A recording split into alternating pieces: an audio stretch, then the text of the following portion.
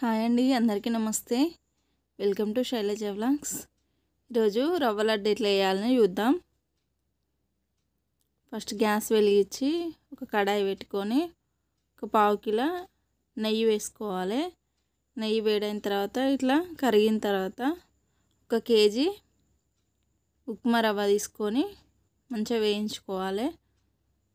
Gas సిమ్లో పెట్టి మనం వేసిన రవ్వ మొత్తం మంచిగా కలర్ చేంజ్ అయ్యేదాకా వేయించుకోవాలి స్లోగా. ఇట్లా మనం రవ్వ వేయించుతా అంటే మంచి స్మెల్ వస్తుంది. ఇట్లా మొత్తం కలర్ చేంజ్ అయిన తర్వాత గ్యాస్ ఆఫ్ చేసుకోవాలి. ఇట్లా వేయించడానికి దాదాపు అరగంట పడుతుంది. రవ్వ మొత్తం ఇట్లా కలర్ చేంజ్ కావాలి మంచిగా. ఇట్లా చేంజ్ అయిన తర్వాత గ్యాస్ ఆఫ్ చేసుకొని పక్కకు పెట్టుకోవాలి. ఇప్పుడు ఇంకో కడాయి తీసుకొని కొంచెం నెయ్యి వేడి చేసి కిస్మిస్లు వేయించుకోవాలి. కిస్మిస్లు వేయించుకున్న తర్వాత ఒక ప్లేట్లో తీసుకుందాం. ఇవి కూడా గ్యాస్ సిమ్లో పెట్టి వేయించితేనే మనకు మాడిపోకుంటుంటాయి. ఇట్లా వేయించిన తర్వాత ఒక కొబ్బరికాయ తీసుకొని కొబ్బరి తురుము కూడా వేసుకొని ఒక 2 కప్పుల కొబ్బరి తురుము కూడా వేసుకొని మంచిగా వేయించుకోవాలి. ఇట్లా మంచిగా వేగేదాకా వేయించుకొని ఇది కూడా పక్కకు తీసుకోవాలి. ఇప్పుడు మనం వేయించుకున్న రవ్వలో కూడా ఇలాచీ పౌడర్ వేసుకోవాలి. ఇలాచీ పౌడర్ ఒక 10 ఇలాచీలు 10-15 ఇలాచీలు కొంచెం చక్కెర వేసి పౌడర్ లాగా వేసుకొని వేయించుకోవాలి. ఇప్పుడు ఒక గిన్నె తీసుకొని అందులో 1 కేజీ చక్కెర వేసుకోవాలి. కేజీ చక్కెరకి ఒక 3 గ్లాసుల వాటర్, చిన్న గ్లాసు టీ గ్లాసు వాటరు వేసుకోవాలి చక్కెర మొత్తం తడిసేట్టుగా. ఇప్పుడు ఈ చక్కెరని కలుపుకోవాలి.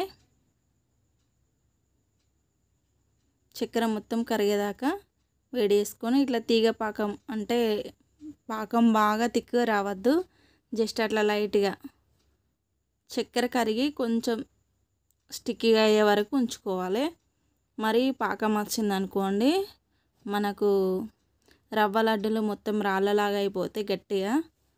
జస్ట్ కొంచెం చక్కెర వేడయి లైట్గా పాకం వచ్చేదాకా ఉంచుకొని ఈ మనం వేయించిన ఉప్మా రవ్వ తీసుకొని వేసుకోవాలి.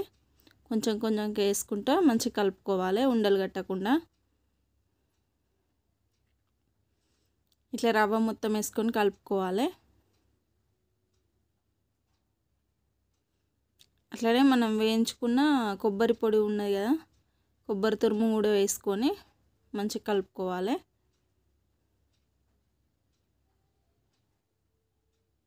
గ్యాస్ సిమ్లోనే ఉంచి కొంచెం ఇవన్నీ కలిసే వరకు కలుపుకుంటూ ఉండాలి. ఇప్పుడు ఇట్లా కలిపిన తర్వాత గ్యాస్ ఆఫ్ చేసి మనకు కొంచెం లూజుగా ఉంటుంది. లూజుగా ఉంటేనే మనం చల్లారిన తర్వాత లడ్డులాగా వేసుకొస్తుంది. మూత పెట్టాలి. మూత పెట్టి చల్లారేదాకా ఉంచాలి. ఇప్పుడు చల్లారిన తర్వాత ఒకసారి మొత్తం కలుపుకొని కొంచెం తీసి ప్లేట్లు వేసుకోవాలి.